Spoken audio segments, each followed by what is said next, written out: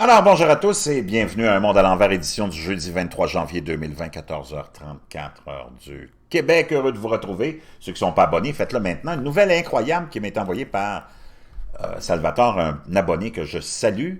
Imaginez-vous que la NASA découvre un astéroïde composé d'or et de métaux précieux qui est évalué à près de 630 quintillions d'euros.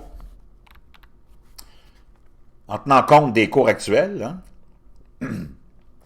ce astéroïde qu'on appelle ou qu'on a appelé Psyche 16 recèle 631 quintillions d'euros de matières précieuses, soit 84 milliards d'euros pour chaque terrien. Wow! Il y aurait moyen de sortir le monde de la misère ou peut-être que ça nous indique que déjà, pourquoi on a tant de gens qui s'intéressent à l'espace de plus en plus, hein? L'Inde, le Pakistan, Israël, l'Iran, je pense plein d'autres pays, sans compter les grands, la Russie, les Français, j'imagine les Anglais, les Américains, c'est qu'on s'en va peut-être chercher de la richesse en haut. Qui sait ce qui se passe vraiment? La NASA va lancer en 2022 une sonde programmée pour s'approcher au plus près de l'astéroïde Psyche 16 d'ici 2026.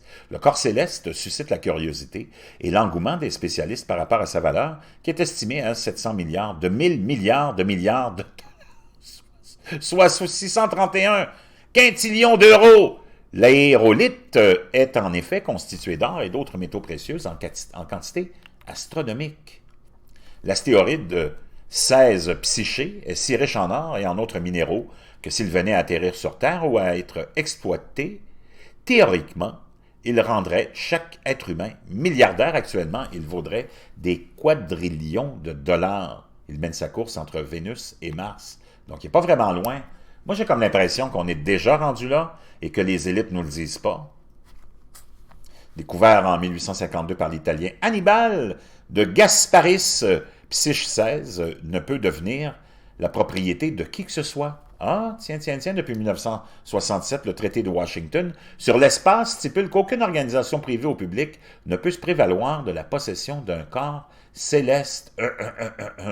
Reste qu'aux États-Unis, le Space Act, promulgué en 2015, favorise le droit des citoyens américains à entreprendre l'exploration et l'exploitation commerciale des ressources spatiales.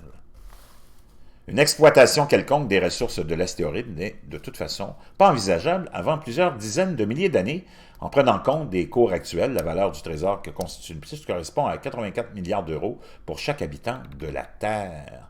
Après son lancement depuis la Floride, la sonde de la NASA passera à proximité de la planète Mars en 2023 avant d'atteindre Psyche en et de l'étudier sous toutes ses formes et ses coutures. Une période de 21 mois d'analyse de l'astéroïde est prévue dans le programme de la mission. L'aérolithe sera cartographié et permettra de grandes avancées scientifiques, ouais, surtout économiques. Hein? L'aérolithe sera cartographié et permettra de grandes avancées scientifiques, l'étude des noyaux de fer, l'analyse d'un élément entièrement constitué de métal et l'utilisation de nouvelles méthodes d'encodage des informations en photons à l'aide d'un laser. Vraiment intéressant, mais j'ai mon petit doigt qui me dit que on est déjà en train de se remplir les poches.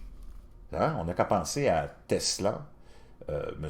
Elon Musk, hein, et son entreprise SpaceX qui n'arrête pas de lancer des fusées. Enfin, je ne sais pas ce que vous en pensez, mais